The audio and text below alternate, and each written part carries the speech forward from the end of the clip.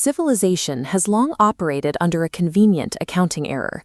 We extract water, timber, and minerals, treating nature as an infinite, unbilled resource, while keeping the true ecological debt entirely off our balance sheets.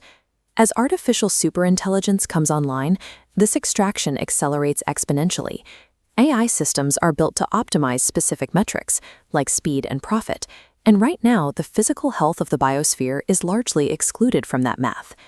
This diagram illustrates a standard technical pipeline, showing data moving through an inference engine toward a smart contract lock. It highlights the vulnerability. Human laws and corporate policies are simply too slow to govern high-speed algorithmic optimization. They get bypassed. By allowing algorithms to maximize returns without hard ecological limits, we pull resources from the future. We consume the raw materials our descendants will need to survive, without asking for their consent. The solution requires a structural shift. We have to force the machine to recognize the Earth as its primary, inescapable creditor, before a single line of code is allowed to execute a real-world action. This is the exact purpose of Ternary Moral Logic, or TML. It operates as a rigorous, mathematically enforced planetary accounting system.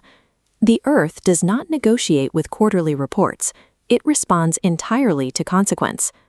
TML ensures that an AI accounts for those physical consequences in advance. The software foundation of this audit is called the Always Memory Protocol. It operates on a strict unbending rule: no memory equals no action. Before making a decision, the AI must generate a permanent cryptographic receipt.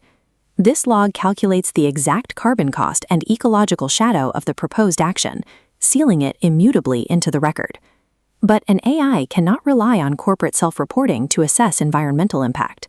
That data is often heavily filtered to protect profit margins. To solve this, the protocol uses a community witness layer. It bypasses corporate boardrooms entirely to source direct, ground-truth ecological data. Local communities and indigenous groups act as the planet's sensory network.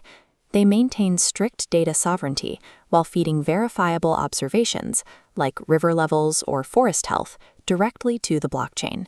The atmosphere has always kept a perfect receipt of human extraction.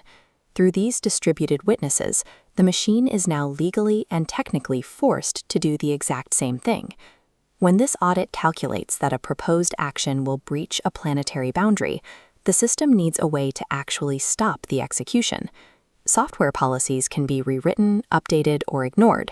To ensure absolute compliance, TML hard-codes its environmental rules directly into the physical electrical substrate of the hardware itself.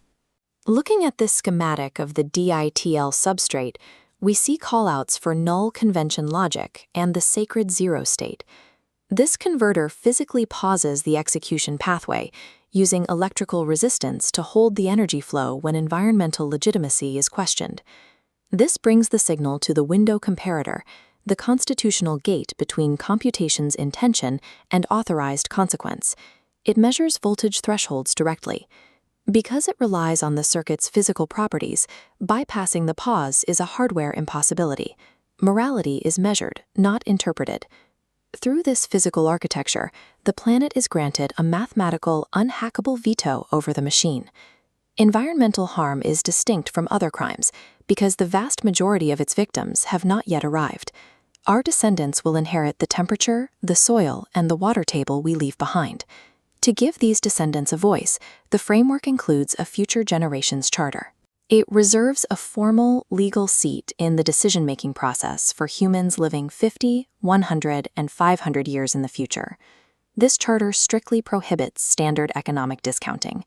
An action that poisons an aquifer in 80 years is weighed with the exact same severity as an action that poisons an aquifer today. Future ecological health is valued equally to present profit.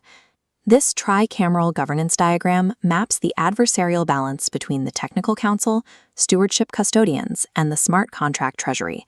This architecture guarantees corporate interests cannot unilaterally silence the Earth's protection. Execution requires consensus from all three pillars.